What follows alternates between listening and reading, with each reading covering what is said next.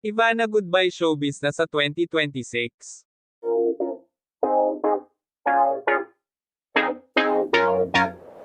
Tumataginting na 500,000 piso ang regalo ni Ivana Alawi sa kanyang nanay na nag-birthday kamakailan. Sa simula ay nagsabi na agad si Mrs. Alawi na huwag na siyang regaluhan, at masaya na siya na magsama-sama sila sa bakasyon bilang selebrasyon ng kanyang kaarawan. Nagpapatayo nga raw kasi ng bahay si Ivana, at ayaw na niyang gumastos pa ang mga anak niya sa kanya. At para hindi halata, nagpa-games na lang si Ivana sa tabing dagat, na may mga tinago siyang coins, 5 tig-piso, sa buhanginan, na kailangang hanapin ng nanay niya. Na sa bawat coin ay may katapat na 100,000 piso. Ayaw kasi niyang magparegalo, kaya dinaan na lang namin sa games, ni Ivana, na tinawag niyang Find the Piso. At markang paywa yun na nga, nagsimula nang maghanap si Mrs. Alawi ng coin, na sa simula ay hindi nga ni-reveal ni Ivana ang premyo.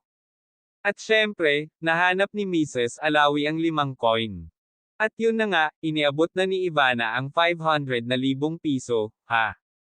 Nako, sabi ko sa inyo huwag na kayong mag-abala, nagpapatayo kasi si Ivana ng bahay, kaya hanggat maari ay ayaw ko sana na gumastos pa siya, sabi pa ni Mrs. Alawi.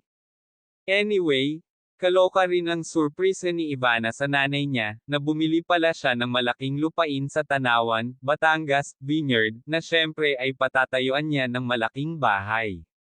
Para raw sa pamilya ni Ivana markang paywa yun, na magsisilbing retirement house nila.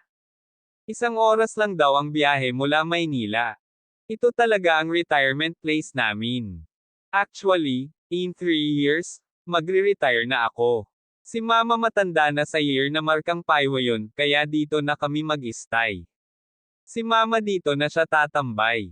Ito na ang magiging view niya, dagat at malawak na halamanan. Paggising niya, araw-araw tubig, sabi pa ni Ivana. Anyway, ang laki-laki ng lupain ha. At yes, bukod doon ay marami pa siyang ibang investment, kaya kahit mag-retire na siya sa 2026 ay caring-carry na niya.